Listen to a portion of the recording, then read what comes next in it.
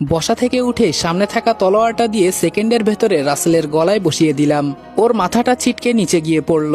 আশেপাশের পরিবেশ একদম নীরব হয়ে গেল। আমার রাগ চরম পর্যায়ে পৌঁছে গেছে। চোখ দিয়ে যেন আগুন বের হচ্ছে। আমার পরিবারকে নিয়ে কথা বলা, তাও আবার আমি বেঁচে থাকতে, আমার সামনেই। পেছনে ফিরে আখি আর মেয়েটার গলায় ধরে শূন্যে তুলে ফেললাম। আমি বললাম, অনেক সহ্য করেছি তোদের কাহিনী, আর কত সহ্য করব? আমি হিজড়া, তাই না?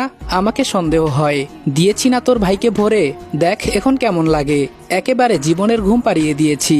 সবকিছুর একটা সীমা আছে। আমি আর কত এসব তাকিয়ে তাকিয়ে দেখব? এখন দেখ আমি কি করতে পারি। ঘুমন্ত সিংহকে জাগানোর কি ফল? ওরা বাঁচার জন্য পাগুলো ছোড়াছড়ি করছে। আখিকে লাঠি দিয়ে দূরে ফেলে দিলাম, আর রাসেলের বোনকে রাসেলের উপর ফেলে দিলাম। আমি বললাম, দেখ নিজের চোখে তাকিয়ে দেখ তোর ভাইয়ের মৃত্যু। সামনে পড়ে থাকা লাঠিটা দিয়ে আখি আর রাসেলের বোনকে ইচ্ছে মতো মারতে লাগলাম। আমাকে মারবি তাই না? আমার পরিবারকে মারবি? কোন শালা আসবি, আয় দেখি তোদের কার কত দম। চোখ দিয়ে আমার যেন আগুন বের হচ্ছে। হঠাৎ পেছন থেকে একটা মেয়ে আমার হাত ধরে ফেললো। আমি বললাম, তবে তোরে তো। তাকিয়ে দেখি আখির চাচাতো বোন আমার হাত ধরে আছে। মেয়েটা বলল, ভাইয়া ওদের আর মারবেন না, ওরা মারা যাবে। আমি নিচে নেমে রাসেলের মাথাটা হাতে নিয়ে ওর বোনের হাতে ধরিয়ে দিলাম। নে এখন মজা কর। আমাকে মারবি তাই না? আমি তো প্রস্তুত ছিলাম মরার জন্য, কিন্তু তোরা আমাকে মরতে দিলি না। এখন দেখ তোর ভাইকে আমি নিজের হাতে মেরেছি, কি করবি আমার?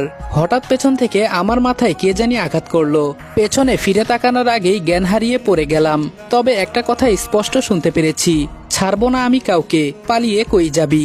যখন একটু তাকানোর শক্তি পেলাম তখন আশেপাশে তাকিয়ে বোঝার চেষ্টা করলাম আমি কই আছি। আমি চারপাশে তাকিয়ে দেখি ট্রেনের রাস্তার উপর শুয়ে আছি। এটা দেখে খুব অবাক হলাম।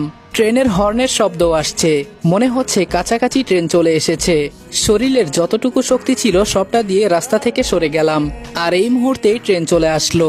যাক, কোনো মতে বাঁচতে তো পারলাম। হঠাৎ বুকের বাঁ পাশে ব্যথার অনুভূতি পেতে লাগলাম। তাকিয়ে দেখি বুকের বাঁ পাশ থেকে রক্ত বের হচ্ছে। একটা বুলেট আটকে আছে বুকের ভেতর। আমাকে গুলি করা হয়েছে। যে করেই হোক এখন আমাকে হাসপাতালে যেতে হবে, না হলে মনে হয় এখানেই মারা যাব। আর শরীরে মরিচ থাকার কারণে অনেক জ্বালাপোড়া করছে। আস্তে আস্তে ওঠার চেষ্টা করলাম। শরীরে এতটুকু শক্তি নেই যে কোনো দিকে হেঁটে যাব, তাও উঠে হাঁটার চেষ্টা করছি। ওই তো সামনে একটা ছোট গ্রাম দেখা যায়। কোনো মতে গ্রামের দিকে গেলাম। গিয়ে দেখি কিছু ছেলে মেয়ে খেলা করছে। আমাকে দেখে ওরা বলল, এই দেখ পাগল এসেছে। হায়রে কপাল, এখন আমাকে ওরা রাস্তার পাগল বানিয়ে দিয়েছে। হেঁটে হেঁটে একটা বাড়ির সামনে গেলাম, আর ছেলে মেয়েগুলো আমাকে পাগল পাগল বলে পিছু পিছু আসছে। দেখি একজন বয়স্ক মহিলা বসে বসে পান চিবাচ্ছে। আমি একটু জোরেই বললাম, আন্টি আমাকে একটা হেল্প করবেন? মহিলাটা বলল, এই পাগল ছাগল যে কোথায় থেকে আসে বুঝি না, মাফ করো বাবা।